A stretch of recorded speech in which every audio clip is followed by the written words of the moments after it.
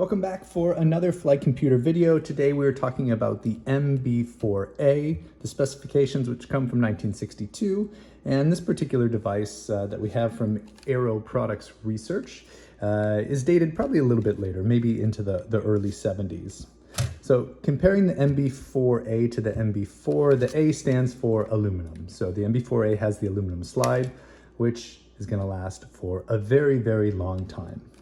Now, that being said, there's some things that I'm not crazy about with the APR model compared to the Felsenthal. So the Felsenthal was 1959, and you can tell that the ink looks much nicer on the Felsenthal. It's sort of worn on the APR flight computer. Also, if we look up here, we can tell that these lines sort of were haphazardly added. They look a little bit crooked. If we look at the whole device itself and just compare here the top of the device, you can tell that it's a little bit off-centered. It was like it was printed to the right. Got a big gap here, a little gap here, and the one is sort of hanging off on the side here as opposed to the Felsenthal where the one was right in the middle of the device. So these APR flight computers, I find them to be not as collectible as some of the other vintage flight computers, but they'll get the job done for sure. On the back side, we can tell that Felsenthal had a nice construction where they had a rivet here, and in between they had a little spring, which put some tension onto the rotating bezel. That was removed in the APR version. So there's no spring in there, and this thing just sort of flops around. So again, not my favorite manufacturer of flight computers, but let's dig in and, well, actually first let's talk about something that is nice about the MB-4A that's a little different than the MB-4. So here we can tell we have our markings of miles, minutes, and hours nicely in a row, but hours barely fits between an hour 40 and an hour 50. Whereas here on the MB-4A, they've moved hours to where there is room for it. So we've got miles, minutes, and hours. And that improves readability a little bit. So again, these are essentially the same flight computers. And today we're going to talk about something that was introduced in the 5414 spec that we've been talking about in the last couple of videos that we haven't talked about yet, which is what is this latitude scale for? So here we go on an adventurous topic, which we're going to try to cover in less than 8 minutes. It is called pressure pattern navigation.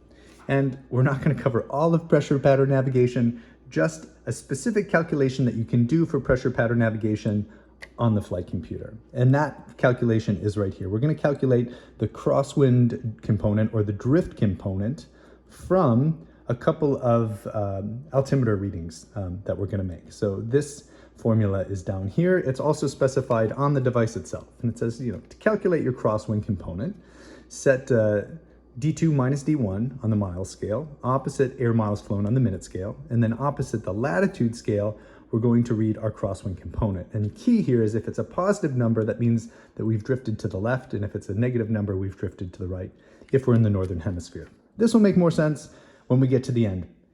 There's something very cool that happens at the end of this, so stick with me. Hopefully some minds will be blown here, but let's just jump in.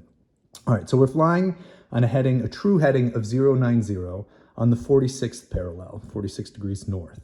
And we're gonna do that for 4 hours here. And at each hour, what we're gonna do is we are going to find the delta between our true altitude over the ground, which we get from a radio altimeter, and our pressure altitude, which is what we read from our pressure altimeter on the instrument panel.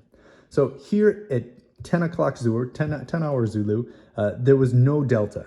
True altitude equaled pressure altitude, so the delta was 0 feet. An hour later, true altitude was 100 feet greater than pressure altitude. And pilots are taught when we fly from low to high, clear the sky, because flying into a high pressure, our pressure altimeter is going to read low. And so truly, we're 100 feet higher than we think we are here. So knowing that we're 100 feet higher than our altimeter says, thanks to the radio altimeter, let's calculate how far off course we are, assuming that we haven't changed our heading and we haven't changed our airspeed. So again, D2 minus D1. So 100 minus 0 is 100. We're going to set that here. And underneath, we're going to set our true airspeed of 190 knots. So I've set up the computer, plus 100 feet, 190 knots. Now what we need to do is multiply by a K constant. And that's what these are. These K constants are for your latitude, a constant that is really, it's the gravity constant and the Coriolis constant for that specific latitude. You would see these formerly, before they were on flight computers, in tables like this. They just pop up. It'd be a table of K factors. And our latitude here is 46 degrees north, so that's going to be a K factor of 30. We'll see that on the flight computer as well. So we're multiplying by our K factor for the latitude of 46. So we've got 40 degrees, 50 degrees, 45 in the middle, and 46 is right here. And you can see there's our 30. So it's just that table of constants here on the flight computer. And when we multiply that, we end up with about 15.8. Zn is 15.8 here, and that is expressed in nautical miles. What this means is in that hour where we've been holding this heading, we've actually drifted 15.8 nautical miles off course. Now, that sounds pretty shocking in today's GPS world, that we could be almost 60 nautical miles off course, but bear with me. There's something very cool that's coming.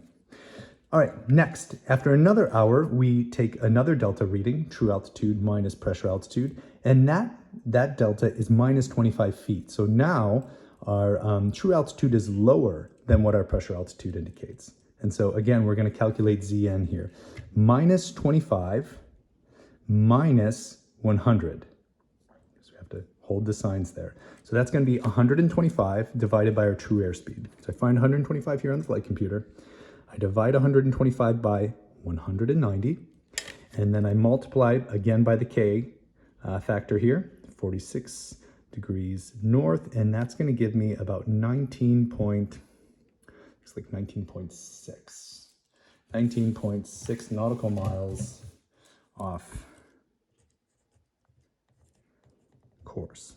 Now, what that means is from this time point to this time point, I've drifted right, because it was a minus number, a negative number, I've drifted right 19.6 nautical miles, which is now going to put me at minus 3.8, so about right here, on a line of position of about minus 3.8. So I'm going to be slightly right of course. So whereas before I was really far to the left of course, now I'm slightly to the right of course. These off-course lines are not drawn to scale, but just bear with me. And we'll do our last delta here. So in our last reading, we get a delta of minus 50 feet. We go ahead and we figure out our Zn. So minus 50 minus 25 is like plus 25. So we end up with 25 feet, and that's minus 25 feet.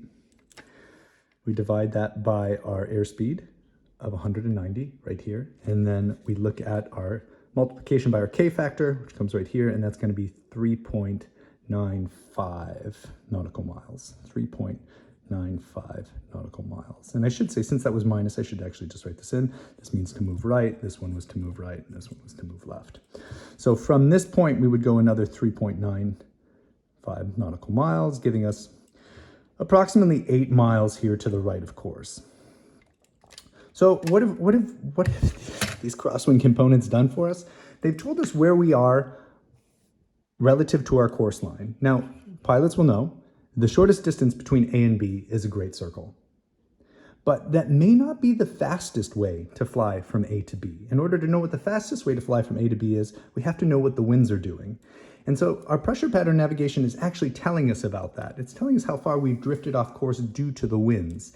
And what seems to be the driving factor here. So what it looks like is happening is that we have a high pressure system right here. And again, that explains why our true altitude was higher than our pressure altitude. And what we know about a high pressure system, and this is where it all starts coming together, is that the winds flow clockwise around a high pressure system. And so when we were flying from 10 o'clock to 11 o'clock, we were flying into this high pressure system, which we took advantage of the tailwinds to get all the way up here. And when we look at what happens later, when we have these low readings, is that we probably had a low pressure system right here. And what we know about low pressure systems is that the winds flow, at least in the northern hemisphere, counterclockwise around a low. And so what's happening here is, again, we're sort of just riding the isobars here. and flying along, taking advantage of the wind. Rather than crabbing and saying, oh, we've got this wind coming from the left, it's pushing me left, I'm gonna crab to compensate and hold my track, we're just riding with the isobars and we're just gonna let that push us off course. And then we don't lose any of our ground speed to, compensating for the wind component here.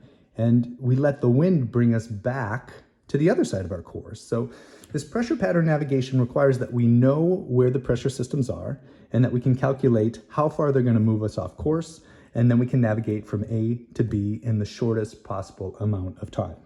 Now, and we can do those calculations right here on the flight computer. That's what that latitude scale is for. Okay, that was a lot in a short period of time. Please do not go fly over the ocean using just pressure pattern navigation after watching this video. There's a lot more to it than that, but I did want to show why we have this latitude scale on the 5414 flight computers. So again, this is the final evolution of Dalton's flight computer for the US military. We have one more feature to cover in the 5414 spec, and so it's a dense topic, and we'll cover it in one more video with a very special non-military flight computer. So check out that video if you're interested, and thanks for watching.